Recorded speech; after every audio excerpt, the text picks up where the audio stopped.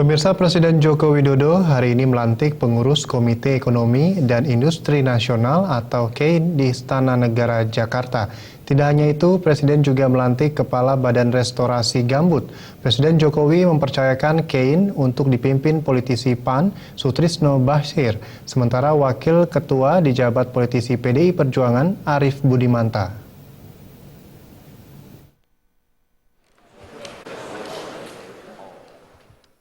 Presiden Joko Widodo resmi melantik Ketua, Wakil Ketua, Sekretaris, serta anggota Komite Ekonomi dan Industri Nasional (KEIN) dan Kepala Badan Restorasi Gambut (BRG) Nazir Fuad di Istana Negara.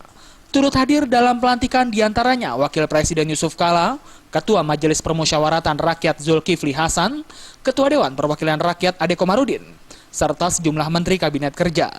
Dalam pelantikan ini, Ketua KEIN dijabat oleh Sutrisno Bachir, sementara posisi Wakil Ketua yakni Arief Budimanta dan Sekretaris yaitu Putri Wardani. Ditemui usai pelantikan Ketua KEIN, Sutrisno Bachir membantah jika penunjukan dirinya menjadi pimpinan KEIN berkaitan dengan sikap dan mendukung pemerintah Joko Widodo Yusuf Kala. Menurut Sutrisno, ia dipilih menjadi Ketua KEIN karena latar belakang pengalaman sebagai pengusaha. Saya sekali lagi ya, saya katakan saya tidak mewakili PAN di sini ya, sebagai entrepreneur. Ya. Kalau urusan PAN urusannya ketua umum. Dan saya juga nanti kan harus lengser ke Prabon kalau mendapat jabatan seperti ini. Ya, saya tidak punya aktif lagi.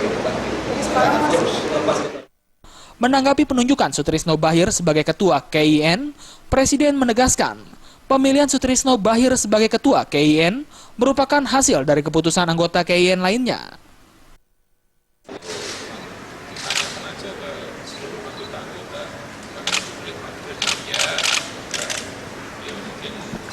Bisa menjembatani antara apa yang akademisi, usaha, juga pelaku industri juga.